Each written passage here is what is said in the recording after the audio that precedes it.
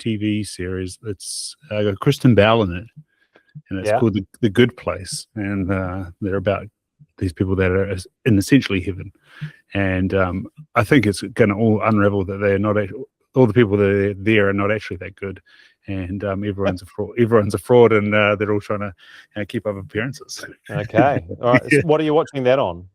That's on Netflix. Yeah. Oh, okay. All right. Yeah. Ah, very good.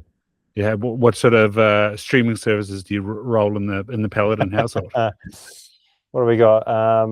I'm about to get rid of Neon because they're binning all their HBO Max options. So, get rid of that, and then I'll probably just rock Netflix. To be honest, yeah. We had a little bit of chitty bang bang action on Saturday night. That was just through Google. So if you really, if you get really motivated to buy a film, you can just buy the film, right? Yeah, that's right. And we've got Apple TV, we've got the little set-top box or whatever. And I mean, the other night we sent our kids up to my wife's parents' place, and so we had the place to ourselves, and we had dinner, and then thought, well, shit, let's test ourselves by watching Paranormal Activity. So we just went on Apple TV. It was like $5 to rent it, and like we both watched it years and years ago, but it still holds up today. It still scares the shit out of you. Is that on the handy cam as well? The Paranormal? Yeah. I mean, the only thing that I didn't enjoy about it was the sound quality. The sound quality was a bit off. Like I can deal with the handy cam, that's all right, but it was just a little bit almost like fluffy, you know what I mean? Like it just wasn't clear enough. Maybe that was my TV, I'm not sure, but like it's still a good movie. Yeah. Right. So in terms of getting to know you, Goran, is that just the broadcasting school in you? It's, you're one of these people that can hear that little piece that's off. Yeah, maybe the more or maybe it's just like the older I get, the grumpier I become. I'm just like looking to nitpick more and more. I actually had to, it was a nice little reminder the other night. We had my mum over for dinner, and she was going crazy about these young kids in Long Bay, and they're on their motorized scooters and they're going super fast, and someone's gonna come off, and then what do I do? Do I call the ambulance, or do I have to look after them? And it's just idiotic behavior. And I said, well, to be fair, they're just doing what I did when I was their age, but they're doing it even faster and probably more unsafe. So you've just got to let them do their thing. Just let them do their thing. What were you doing? Bombing a hill on a skateboard? No, I was just sort of getting around on a BMX and, almost playing chicken with oncoming vehicles, and, would see who would give way first. It was usually me because I don't want to die. But, I think it's just a rite of passage, right? You do idiotic things when you're younger. Yeah. Oh, well, And then so, like, how do you go from playing chicken with cars to broadcasting school? Just seemed like a logical progression for me. Nah. Yeah. Now, what does school do to steer you down that track? School? Yeah. Oh, gosh. Or it doesn't. It doesn't. You just go like, I need to find something. I like talking. I'd like to talk my way out of this. Yeah. I guess I was always a bit of a smart ass. Yeah. And somebody who didn't really pay too much attention. Like the longer school went, the worse I became. My interest levels dropped, and so did my grades. And all the while I thought, I'm okay at this football thing. Maybe I'll give that a crack. And then I suppose after school finished, my best mate and I, we did a sports coaching course at Manukau Institute of Technology. And it was only when I was there that one of the lecturers said, this thing isn't for you. And I said, well, yeah, it is. And they said, come on, be honest. And I said, nah, I'm not enjoying it. And then, how old are you? Well, I keep having to do this maths now. That old. 37, I think. Yeah, that's right. Okay. 38 this year. back in my day, Ryan, they used to have newspaper clippings. Yeah. And the lecturer at MIT just said, look, this is what you should be doing. And it was a newspaper cutout of the Christchurch Broadcasting School course. And that's when, I don't know, everything sort of aligned and everything synced up. I played a lot of football, had a massive love of rugby league, played a lot of tennis as well when I was younger. And then this was an opportunity to try and meld two things together, an interest in like talking a lot, and a love of sport. And at around about the same time, that's when radio sport came online. And so I was studying through that period where it first started up, and Martin Devlin was doing some crazy stuff on the breakfast show. And at the end of that, I just thought, yeah, let's do it. Let's try my luck. And I sort of got my foot in the door. I wrote my thesis about sports commentary and had to interview a lot of the people at Radio Sport at the time. I can remember going over to Alan McLaughlin's house, who was the rugby league commentator and commentated cricket. Went over to his house and had a chat with him. Andrew Dewhurst, who was the voice of football at the time. Bill Francis, who was involved in the running of not only Radio Sport and News Talk ZB. I was talking to all of these guys, and then just had the balls to say, can I get my foot in the door here? Have you got any work experience shifts? And then 17 and a half years later, I left. Yeah. So I feel like sports coaching, sports journalism, it wasn't too far off one another. Like they both involve communicating the game. Yeah. And you're, as you said, you're probably obsessed with sport. And so you had all the analysis going on, how you do things better.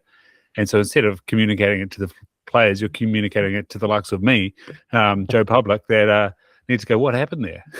Yeah. But you know what? The sad thing is your sporting endeavors, they kind of dip away once you focus on the broadcasting career. Because I remember trying to juggle trainings and game days with broadcasting commitments, and it was just impossible. So I ended up giving it away at a pretty early age. Like I was like 24, 25 when I was like, I've got to put this in the too hard basket.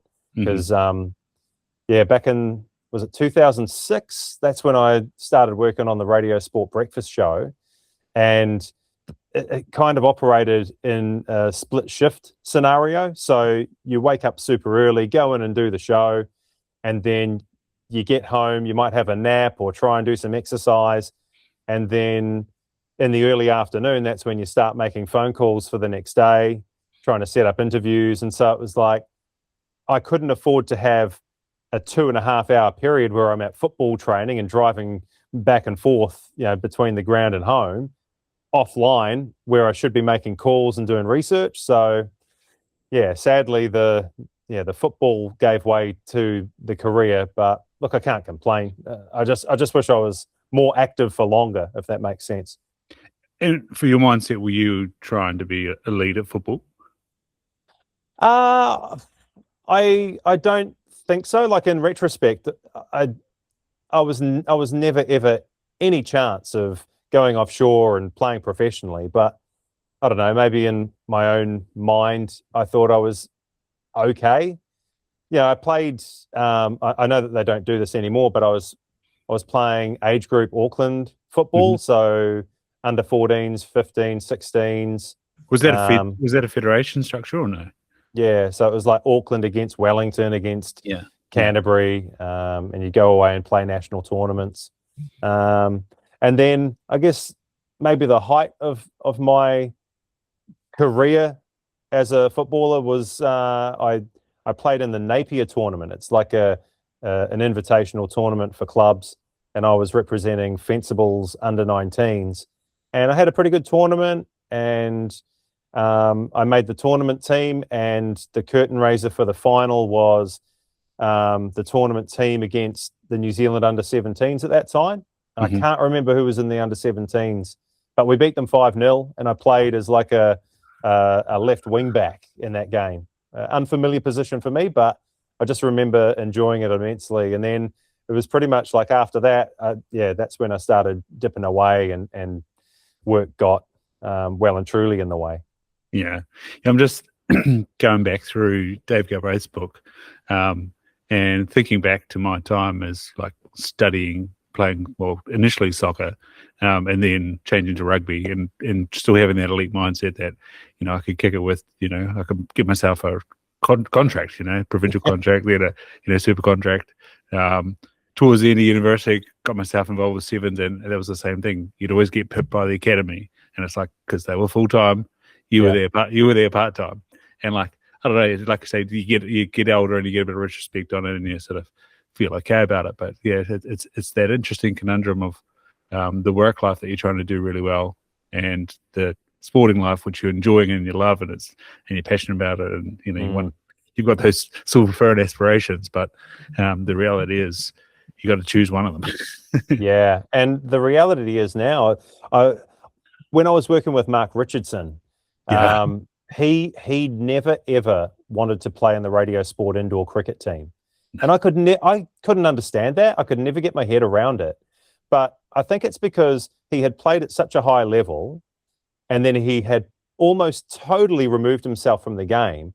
He was scared to go back and play, and he was the kind of guy who wanted to give a good representation of himself at every possible opportunity. And I think because he was out of the game, he didn't want to embarrass himself. Of course, he was like the best cricketer out there, but personally, he was like, "Shit, I'm not what I used to be." And I can totally relate with that now. Of course, I was never as good as Mark Richardson was, but I don't want to go back and play football now. Like, I'm scared. My best mate is always calling me up saying, "Oh, for the Pakuranga Legends, do you want to turn out this weekend?" I'm like, "Nah." I'm making up excuses, like, "Oh, I don't have a pair of boots," or "My shin pads don't fit anymore." Just ridiculous bullshit. But I'm kind of scared to give it a crack. But at some point, I should probably just brave it and get back out there, eh? I have had a taste of it. I was, I think, 2 years playing rugby. Went home to Invercargill in Queen's Park. Reserves rung me in, and God, the touch, the timing, the positioning, it was just all bad. Yeah. That's what I'm afraid of. Yeah. That was the same thing. I was out for a hunt with a mate, and he's got friends in Methven that are part of, I think it must be the third division team. He said, "Oh, they're looking for numbers." "Oh, you played football?" I was like, "Yeah, I played some Fed stuff and youth league stuff," and then I was like, "But yeah, that's a long time ago." Yeah. And it's not just the touch and the feel for the game that worries me. It's actually, I think the main fear is my body letting me down. Because like I've had issues with my ankle, serious issues with my right hamstring, and I think if I try to sprint, or if I even try to kick the ball in anger, I'll ping a hamstring or roll an ankle, and then I'll just blow out, because I eat so much chocolate and so much confectionery, and I've got a sweet tooth, and I love my fast food as well. Yeah. So I just know that any kind of injury setback, I won't be able to alter my intake. I just become a blimp. Yeah, did you see the guy, Dan Goran highlighted it beautifully. Actually, Dan Goran as well went back and did a AFL training and pulled his hamstring. But there was a guy who went to do, I think they had to do a bounce of the ball to start the game, and a guy pulled both hamstrings. Yeah. I remember seeing that. Was it last year? Last year, yeah. Yeah. I mean, that's just embarrassing. It's similar to one of my other good mates. His dad was refereeing a rugby league game back in the day. And you know what it's like. One team brings their best ball to halfway, and the other team brings their best ball to halfway. And before kickoff, it's like, "Oh yeah, this ball's pretty good. This ball's better, so we'll play with this one. We'll get rid of that one." And he put his boot through the ball, ripped his hamstring. Sub the referee. Yeah. Oh, and of course, everybody's lining up to be the referee, eh? No. Right. So it's Wednesday, Goran, and you guys released an episode of Unused Subs with potentially the upsetter of this whole Instagram wild Tim Payne scenario, Callan Elliott. Did he smell like alcohol, or he had that sleep had done him good? I think the sleep and a shower had done him pretty well. Yeah, it's an interesting one, eh? I mean, I make no secret of the fact that, but they're two top quality players, especially at A-League level, Tim Payne and Callan Elliott. So we've got some good quality right backs to choose from. But I'm not shying away from it. I think in terms of form, Callan's been really, really good this year. Tim's been in and out of the Phoenix with injury. He's had a couple of good performances. I know what they say about class and form, and obviously Payne is class and form is temporary. But look, I think on the back of an A-League championship win and keeping Francis de Vries on the sidelines as well, that's why I'd go with Cal and Elliott. But yeah, it's almost like waving a red flag to a bull at this point in time, saying that Tim Payne is anything other than a starter for the All Whites. Because I mean, shit, we've all seen this social media explosion over the last week.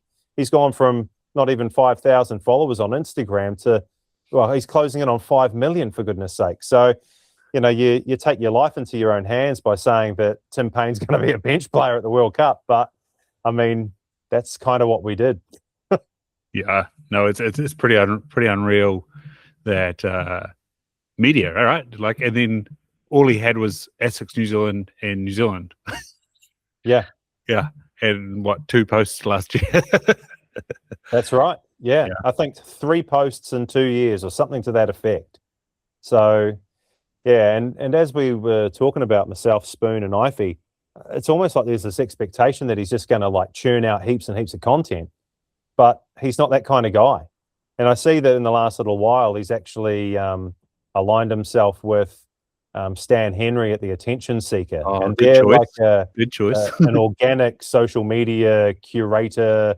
And so, and this is, this is a whole brand new world that you and I and Tim Payne, we've never, ever had to experience, where you're that big of a deal that you need people to basically manage your social media. It's incredible the times we're living in that people like that exist and are required. And somebody like Tim, who's now got close to 5 million followers, he's going to need a team around him, which seems like that's mind-boggling to me. It's really, really cool, but I can't help but feel like it's come at exactly the wrong time when the All Whites are trying to focus on this FIFA World Cup and getting out of their group. But there's huge, commercial value in it and massive financial gain and huge interest in New Zealand football. Like, there's so many ways that Tim and the Wellington Phoenix and New Zealand football could probably, leverage off of this. But first things first, let's try and get out of this group at the World Cup. It's craziness, eh? Yeah, like, it's one of those could go any way type things. Like the spotlight on the All Whites. The final finish the other week, there's been transfer watch going nuts. Teams like Newcastle losing 9 players, and we haven't even kicked the ball in anger at the World Cup, and there's all these players there, and it's just like now the Whites have the spotlight on. Like, what is there? 5 Auckland FC there, and a couple of Wellington Phoenix there. Like, again, like our best of our A-League stars could also be where they go. Yeah. It's interesting. Just going back to the old Instagram thing, and it all started with this El Scarso character out of Argentina. I saw just moments ago that, is it a Spanish influencer, has kind of done a response to it. Right. So he's pushing the wheelbarrow of Kai Truan, the Socceroos defender. And the young fella. Yeah, in the blink of an eye, Kai Truan has gone from, I think, 3,000 followers to 107,000. So it's crazy. But yeah, anyway, I'm distracted. I'm distracted by it. I can only imagine what it's like for Tim Payne. Yeah, I'd say. So, like, you're involved with the media. I had a Kings beanie when I was young. Wow. Yeah, for some reason I liked drawing football boots, and I did a lotto design that was a red, white, and blue. Sent it up to Lotto New Zealand, and I think I asked them, like, "Do you reckon you can make that boot?" Full of gusto. I guess the New Zealand retail manager or CEO of New Zealand Lotto sent me back a bunch of stickers and a Kings and a Kings beanie. So wow. I was there following the Kings. Went and met Winton Roofer a couple of times, and then of course the whole thing flopped. Yeah. How did you feel about Wellington? By that stage, I'd changed to playing rugby, so I sort of disengaged from football. But how did you go being an Aucklander supporting that? supporting the Wellington Phoenix. Yeah. Oh, I had no issue whatsoever. Yeah. No problem at all. Because as a football player and as a football fan, to still have a connection to professional football in this country was a pretty big deal. And so it never crossed my mind that I wouldn't support the Phoenix because they were from a different city. They were from New Zealand. They had so many Kiwis playing for them in that first year. And, that's something that's continued throughout their existence. So for me, it was never an issue getting behind them. And, to the point where when Auckland FC came along, again, I still want New Zealand football to be, right at the top of the tree. But I had supported Wellington Phoenix for that amount of time. I couldn't just hand over my Phoenix card, my black and yellow membership, if you like, and go to Auckland FC. I support them both, but I think I'm still a Wellington Phoenix fan deep down. I want them to win in the derbies, so I've got to be. But the early days of the Phoenix, they were incredible. Hearing the stories about Terry Serapisos and getting the players on the piss and having a great time and having some early success. Looking at the 08-09 season, which led into the World Cup, and we were really riding the crest of a wave. And I guess there are parallels to what's happening right now with Auckland FC winning the A-League Championship, and we've got a number of players around the globe doing so well: Chris Wood, Marko Stamenic, Libby Kakache, Elijah Just in Scotland. So I feel like there are definite parallels and similarities to that one time in South Africa, which makes a football fan like me pretty excited and pretty happy about what we might achieve and also where we're going. What does the future hold for New Zealand football? Because if we've taken these great strides in 15 or 16 years, what's the next 15 or 16 years going to look like? And how many youngsters are going to be inspired by not only this World Cup, but the ones that will come more readily in the future? We had to wait 16 years for this opportunity, but the way that the World Cup has expanded now, 48 teams, we'll go every 4 years. And so we're going to have this constant stream of, 5-year-olds, 6-year-olds, 7-year-olds who are inspired by these World Cups. And I honestly feel like sports like rugby should be very worried. Oh, yeah. They should be very worried. Because, that seeing New Zealanders compete on the same stage as Cristiano Ronaldo, Lionel Messi, all these other young up-and-comers, I think that's inspirational and it's aspirational. So, rugby, watch your back. Yeah, just on like the moment that Auckland FC is having, like you were talking about there, the 5, 6, 7-year-olds that are going to be there in another 12 years, 3 World Cups. The Friday before my daughter's school, Silverdale, over in Whangaparaoa Peninsula, they had the blue and black day, and even last year, showed up to her school one day and it was a mafti day, and the amount of blue and black shirts that were going on up there and those youngsters, and you think that is so cool. Like, I think I've got an England jumper signed by Winton when he came to Invercargill one time, and like, Invercargill was a bit of the back blocks when it came to football, but somehow I was there at a time when King Creswell was there. He left. We had a little bit of a vacancy, and then we got John Herman come to little old Invercargill, Grove, show us football analysis, learn how to play out from the back, think about what you were doing instead of kicking it down the field and hoping for the best. And then all of a sudden you see him take off to Canada. We nearly got him back as a Whites coach, and now in Indonesia. And I remember running into Ken again in Taupō, and I said to him, what are we going to do about football in New Zealand? Like this World Cup stuff's, going to be crazy. That was just before the Women's World Cup was on. And then a few weeks later, I interviewed,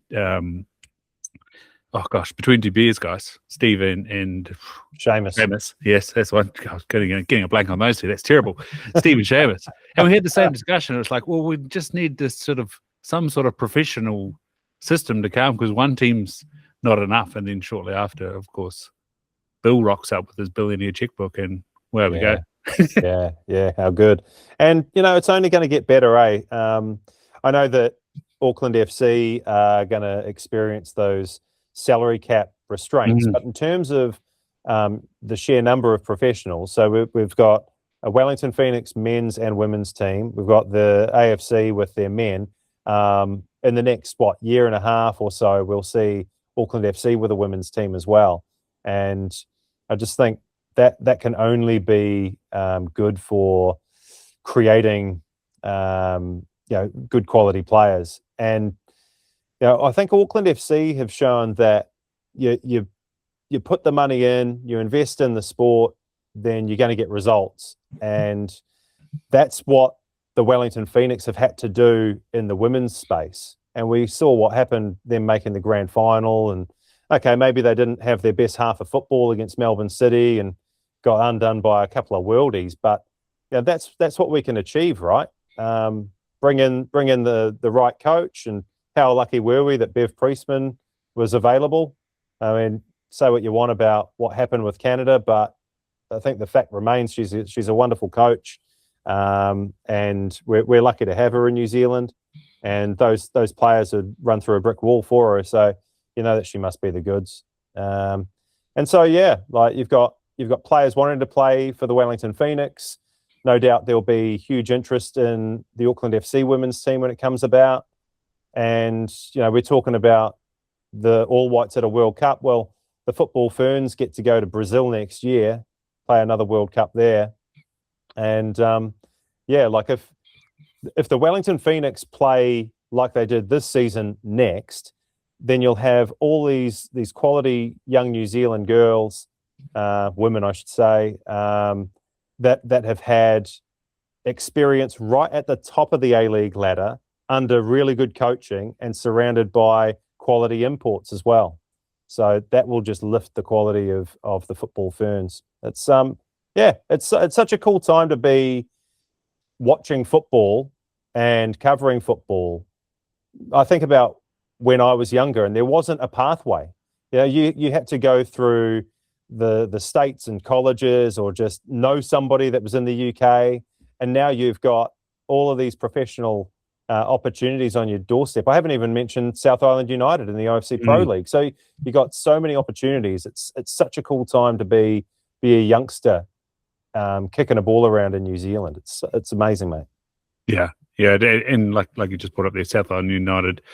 Now that Pro League's finished, I was sort of looking back and so what's happening to these guys? I was watching a little bit of media around Southern Premier League, and they were saying about how Christchurch is struggling. I think it was like Western or something. It was also struggling because they had lost a few players to South Island United, and now they're getting those back. That competition is going to be good. There's a few Wellington players, a few Auckland players that are getting players back. And okay, so these we're going to raise the level. And then, like you said, with coaching, and as I said, I was lucky enough to have John Herman bring Sunderland information to Invercargill and then to the rest of New Zealand. Bev Priestman, bring coaching. We've got these pro teams bringing coaching. What it's going to do for the islands, bringing coaching, bringing skills, bringing games. It's just going to be fantastic because, New Zealand is like Invercargill is for club football. It's you're a small fish in a small pond, and you think you're doing all right until you go to a national tournament and get your butt kicked. And like we saw today, we go and play Haiti, and you talk about worldies. They score 4 goals, but it was like watching the highlights, like we were in that game. we were our own worldies, and it would have been a different game, especially the end of that first half. Yeah, I mean, we've got an issue scoring goals, don't we? We went all right against Chile in that FIFA series, but it's all about how they supply Chris Wood with quality ball. That's the key to it all. You can, just get early ball on his head, and it's one of the things that Ifey always talks about, being an attacker himself. So it's a huge difference having inverted wingers as opposed to natural, like left-sided players or right-sided players. The example is for Auckland FC, Francis de Vries is a left-sided player playing on, he's a left-footed player playing on the left side. Yeah. But when he was injured, you had Callan Elliott Jesse Randall, both natural right-footers. So they're either going to put in this is unkind, like not as good a quality cross with their left compared to Francis de Vries, or they've got to jag back and cross it with their right. Now, an in-swinging delivery versus an out-swinging delivery, it's different for a striker. If you're Chris Wood, you want the left footer coming around the ball and then you meet the ball with your head, as opposed to having to generate power, ball coming in behind you. So, we're not in a position to tell Darren Baisley how to do his job as a selector, but maybe that's a consideration where instead of playing Jesse Randall on the left-hand side, you flip it and put him on the right so he's whipping in right-footed crosses, or get, Libby Kakache in an advanced position and get him whipping it in with his left foot. So, things to consider. Yeah, and you're exactly right when you talk about the Auckland FC season where that lull happened. It was Sakai, then it was De Vries, and we're like, God, what's going on? Why can't we score a freaking goal here? And Cosgrove playing on the 6-yard line, just getting monstered and surrounded, and it was like, and I was screaming for those guys to start driving the box because they weren't getting the ball in. And I thought maybe if we draw the players out, and we, then Auckland might also win a penalty, because they drive the box a bit better. But again, it's that scale up again. You need to be even more pinpoint. Like you say, it's a bit uncruel to say that Jesse Randall's left foot cross is not so good. Yeah, well, compared to Francis de Vries' left foot cross, it isn't as good. I think that's something we can all agree on. Oh, I'm a massive David Beckham fan, and give me any right foot in the world, put him on the right hand side, and he'll just put it on a dime. Yeah. And there's plenty more, of course. Yeah, you've got the Liverpool jumper there. I forgot to put on my Manchester United to share it just because it was a good year. And does it feel bad to thank Arsenal for getting you into Europe? Oh yeah, look, talking about Liverpool, I mean, their season was obviously shite compared to the last season. But when you finish 5th and you've still got Champions League football, it's just such a cutthroat environment where the coach is not safe. Yeah. Whether you like or dislike Arne Slot, to finish 5th after winning the Premier League, that seems kind of strange to lose your job. The job security is just totally absent at that higher level, isn't it? And managers like Pep Guardiola, who Manchester City for 10 years, they are the exception to the rule these days, it would seem, eh? You're not in one place for any amount of time. I mean, look at Chris Wood's Nottingham Forest going through 4 managers in a Premier League season. That is just ridiculous, eh? But this is the world we live in. You've got to get results. If you're not top of the pops, then piss off. Up until this Kiwis in the first division, had you followed that much? What's that, sorry? Up until this last couple of years with Kiwis in the first division and the Scottish division, had you followed that much? Followed the top flights? Yeah, next year down. Yeah. Yeah, I was always watching English football. You always see who goes up, who who gets relegated, and I remember the story of a number of years ago where Leeds United were playing Champions League football, and then a couple of seasons later they're stuffed for money and they're playing in 2 tiers down. That stuff. It's always interested me. Yeah, I followed a bit of Portsmouth for a while when Harry Redknapp was there, and that was a similar thing. This flying season, and then all of a sudden out the gate. And one of the boys that we followed with, he was a big Ipswich fan, and it was just how do you follow this team? Yeah, but sometimes, going back to my childhood, the very first football team I played in, they were all all the teams at Pakuranga Town AFC. They were all given English football team names, right?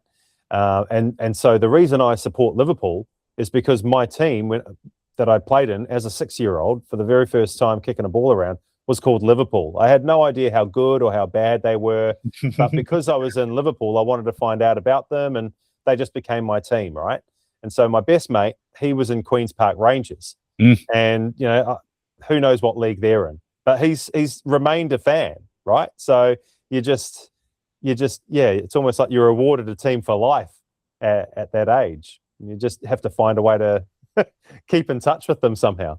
Yeah, I couldn't pinpoint how I became a Manchester United fan. I liked Eric Cantona, and then of course Beckham and all of them came along. But then I was sort of told that I was a glory hog, and so these last few years of Manchester United not doing so good, it's kind of been nice. There's low expectations, and to make the Europa League, it's like, that's a bit better. And then this year to make the Champions League, it's like, hooray!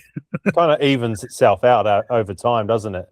Yeah, a glory seeker or hunter when the going is really good, and then oh shit, poor you're a Manchester United supporter.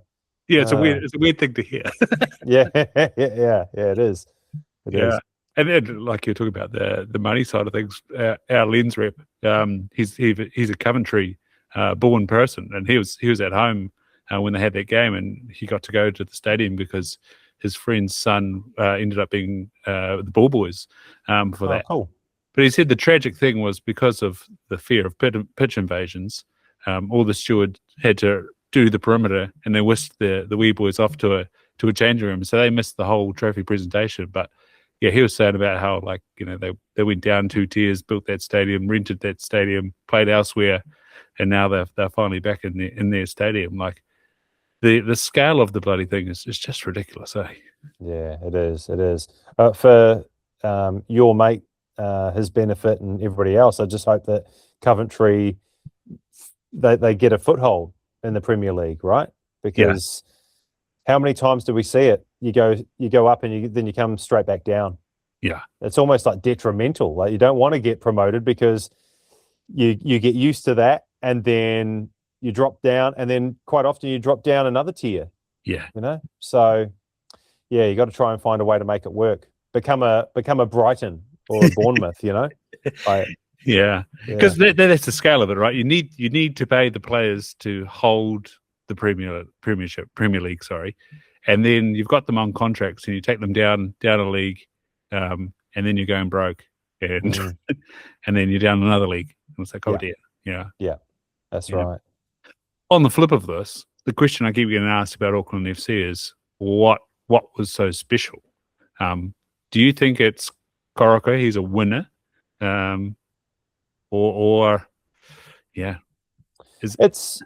think it's a collection of things. Obviously, Bill Foley is a winner. Steve Corica is a winner. Ali Williams is a winner, and so is Anna Mowbray. Like they've got a winning culture because the club is run by winners. Like it's not an accident. And they got some really good quality players in the first 2 seasons. And that's why we saw a premiership in their first season and a championship in the next. It's not rocket science. As I said earlier, I'm really interested to see what happens in their 3rd season, whether they can retain Steve Corica or not, and whether they can retain a lot of their players or not. Obviously, Jesse Randall's out the door, and there are whispers and murmurs of other players following suit, what will they do if the coach and some seriously good players go elsewhere for other opportunities? But you've just got to keep the faith, don't you? They made good in the first 2 seasons. Bill Foley said that he'd have a championship in the first 3 years. He did it in 2. There is no reason why they can't continue it. And the good thing about Auckland FC's success is that it will spur the Wellington Phoenix to greater things as well, just lifting that level up overall. Yeah. Did you listen to Nick Becker on Suited and Booted? No. I've said that to a few people that have asked me why did they win, and I'd imagine he's in probably the toughest job of his life now, trying to afford and plan and keep the purse strings tight and the team tight, right? Yeah. But I mean, it's he would have experienced that before as well.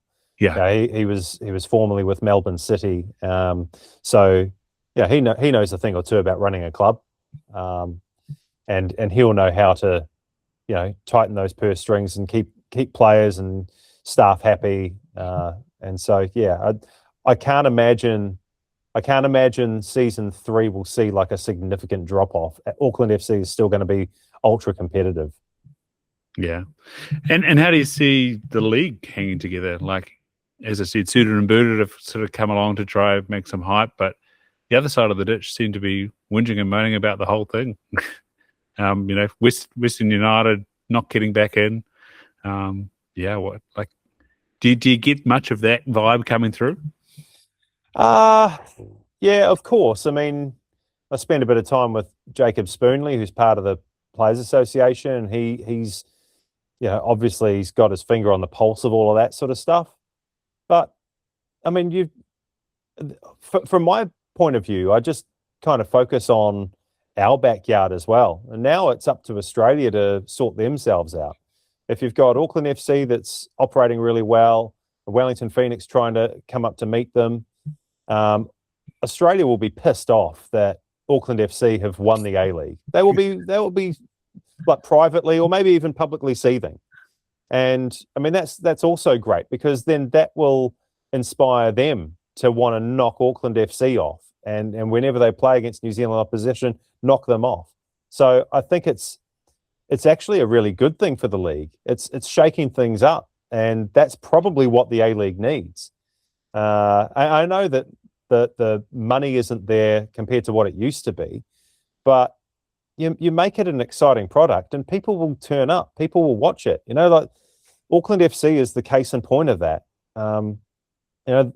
28,000, more than 28,000 watching a grand final in Auckland. And I'm sure a lot of those people will turn up for day one of the new season. And if Auckland FC continue to win, there's no reason why they won't go anywhere. They'll stay put, right? They'll stay put. That's right. Yeah. So look, I don't really think too much about the Australian side of things. It's all about our own backyard, and if we're going well, then they're going to have to rise up to meet us, and that will strengthen the A-League as a whole. Yeah. Now, I saw in your side of things, how did our new subs come about? Because I was thinking about, like, this is great. Like, obviously Wellington's always been there, but there was no media around it, especially now we had this fierce competition. How did you and Jacob, and then seems IFE's part of the furniture now too? Yeah, we dragged him in. Yeah, it was good. He brings such good insights. But like, how did it start, and what took you so long, actually, Goran? How did it start? Well, yeah. So like, I lost my job at Sky just as Auckland FC were coming into the A-League, and it was one of those, you're at a crossroads, right? Where do you take your 20 years of experience and knowledge and passion? Do you, I don't know, try and go to another media outlet, or do you just go, shit, I'm going to try and make a go of it myself? Because the era that we live in, we can create our own content, and if it's good enough, if it's engaging enough, if you're talking to the right people on your content, then people will begin to watch it, and yeah, you mentioned Seamus and Stephen from Between Two Beers a little earlier, and they're a classic example of that. They sort of battled away and did their own thing for, I think it was probably 2.5 or 3 years or whatever it was before they became mainstream, if you want to use that term. And look at them now. So I just thought, you got to back yourself, eh? I've spent a lot of time covering football, whether it was with Radio Sport or on Sky Sport, and fostered a lot of relationships there, obviously with Jacob and with IFE, and yeah, we just set about doing it because there's a massive gap in the market for our top football players and our top clubs to tell their stories. You only get like a little smidge of the athletes and their personalities and their stories on social media, but to create a show essentially where they can sit down in a safe space and yarn and talk about not only on-field stuff, but more importantly, all the off-field shenanigans that they get up to. Cal and Elliot almost falling off the bus or whatever in the parade. And from the other side. So if I was a fan watching this stuff, I'd think, well, how cool is it? We're hearing from these athletes and they're telling all these stories, and before now we hadn't been hearing that. So I just put myself in the shoes of the fan, and I also had to back myself, and hopefully it just continues to grow as well. We're not the finished article, but we'll get there.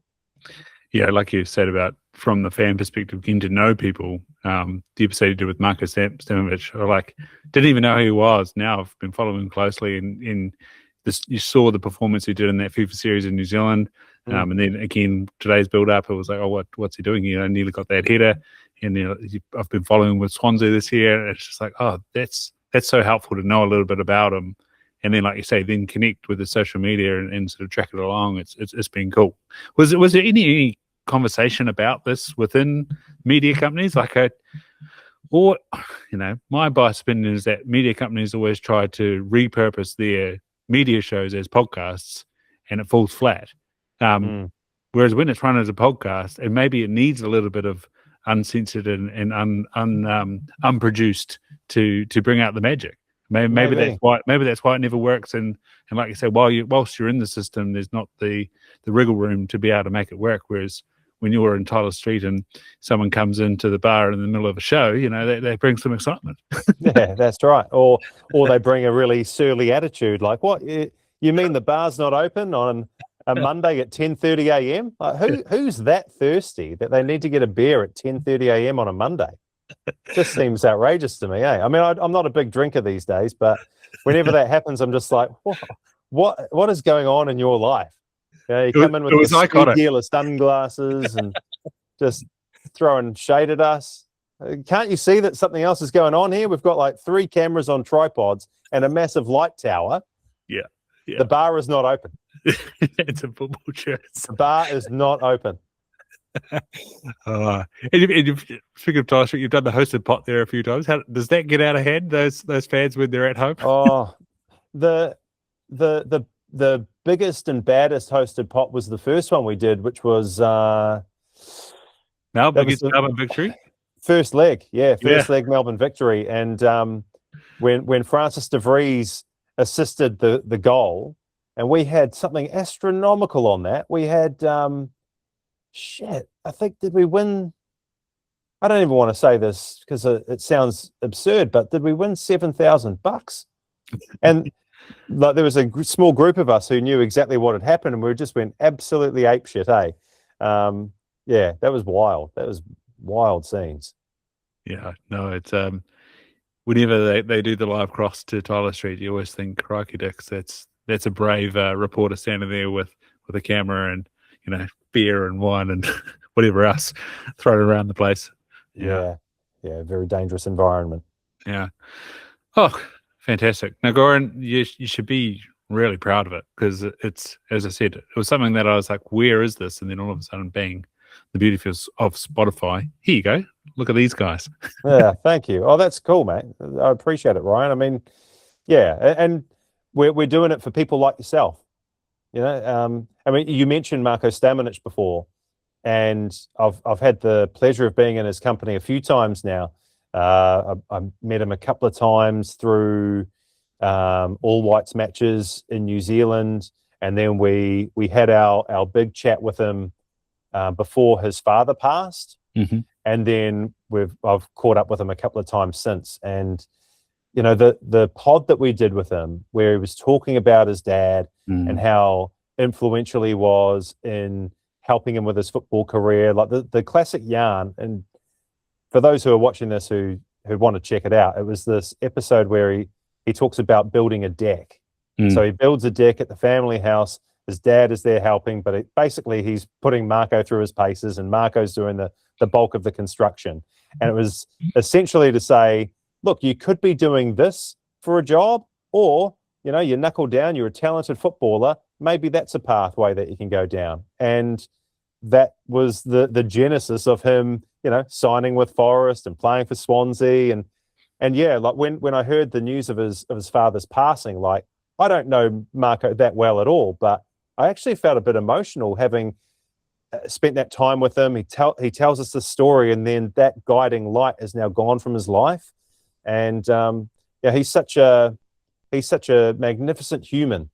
And when we caught up in the recently completed FIFA series window, he gave myself and Jacob 45 minutes of his time. And his time would be like, he'd be taken here, there, and everywhere. Let's be honest about things. When he comes back to New Zealand, there would be family and friends, and he still found 45 minutes to an hour to spend with us and have a yarn. And he's just got his head screwed on. He's a beautiful young man, and I felt immensely proud of him, given the amount of time I've shared with him. And so I hope just a little bit of that is filtered through to people like yourself who watch the show and can connect with our top players like Marco. Yeah, and then, like I say, I go back to watching his social media and I see the footage of him in the game and the way the crowd responded to that news, and it was like, wow, that he is a special player, and the way that crowd of Swansea has responded to him and got around him, like, that says something special about the man. And you heard it, and then you see it, you're like, that's really cool. Yeah, it's awesome, mate. It's awesome. And he's just one of the really special characters we've got in the game. And one of our best episodes in the first season was actually with a guy who's not playing anymore. I'm sure you've probably seen the Jake Gleeson episode where he was playing for the Portland Timbers and went in for routine surgery on his his shin bones, and I think it's something like 17 surgeries later he can't play the game anymore. And just the devastation he felt when he couldn't play football anymore, and the surgeon, the club doctor that was supposed to look after him, they just didn't. They were totally negligent. He's ended up being awarded a huge payout in court. I don't know if he's received the money yet, but it's vindication for him sticking to his guns. But hearing him talk about the very difficult road that he's been on, even contemplating suicide at certain points, it was like a really hard watch, but I think a very valuable conversation, because I think a lot of us think, okay, we're playing football. I aspire to be, insert professional league here with professional team. You think it's just going to all be roses all the time. But sometimes it's shit. And sometimes it's even worse. And sometimes you wind up like Jake Gleeson. So, yeah, like we've had some pretty powerful conversations, and that ranks right up near the top. And I'm just glad that we can show that to New Zealand football fans, that there's a human behind the footballer. Yeah, and I listened to another podcast with Cam a couple of weeks out from that final, and then obviously when he scored, the words that Jacob sort of put over the broadcast, knowing that story, hearing it, and then also his interviews afterwards, talking about where he's been and his family and what it means to him, hearing him talk about that in depth, like, yeah, you're right. It's just like, man, life is far more important than sport, and there's a big crossover than that. But yeah, to know the human and to know what they're in for is really powerful. And like you say, sometimes life is shit, and so is sport is shit. Yeah, yeah. I mean, hopefully, sport is more shit than your life. That's right. You know what I mean? Like, yeah. I can handle Liverpool placing fifth and losing their manager. If that's as bad as it gets, then I'm doing okay. Who advocated for him? You're talking about Spoons being on the Players Association over here. Like, is there sort of world advocacy for this scenario? Or I don't know. Don't know. Yeah. Gosh, here's a question. Yeah. No. No. Great. What next, guys? Like, are you going to be doing something with this World Cup?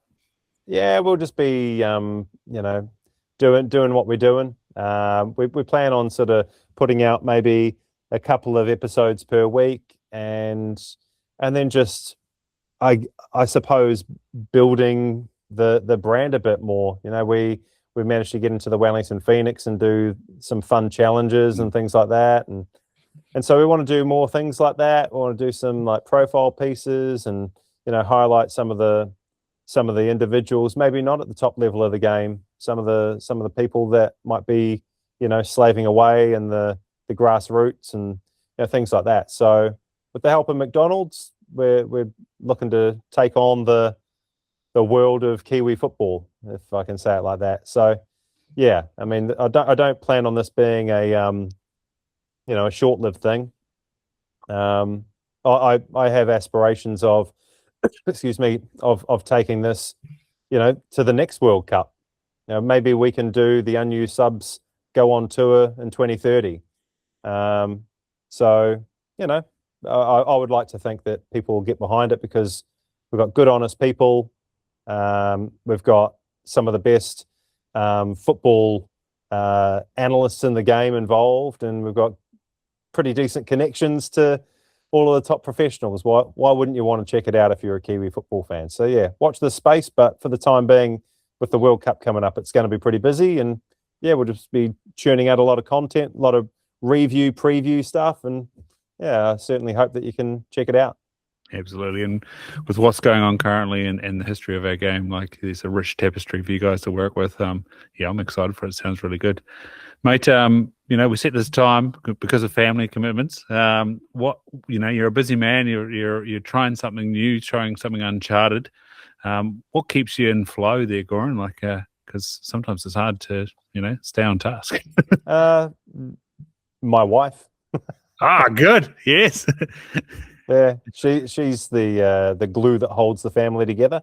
Yeah. And yeah, I suppose it's her and it's my kids. You know, you do these things for them, and you don't want to let them down. So yeah, this is why I do what I do. And are you good at communicating to her your dreams and aspirations, or does she draw that out of you, or like how does she get the best out of Goran? Well, yeah, I mean, I think I'm pretty good at telling her and others what I want to do. I haven't had to really have those conversations though, because I feel as though for the most part in my work life, I was trending in the right direction. I started off as like a, you know, work experience kid at Radio Sport. And then eventually by the end of it, I was sort of co-hosting and producing the Drive Show with Darcy Waldegrave. And it was kind of like things just tended to happen, you know, sort of going up and up and up. And I haven't really had to think too much about what the next step is, because it was just there.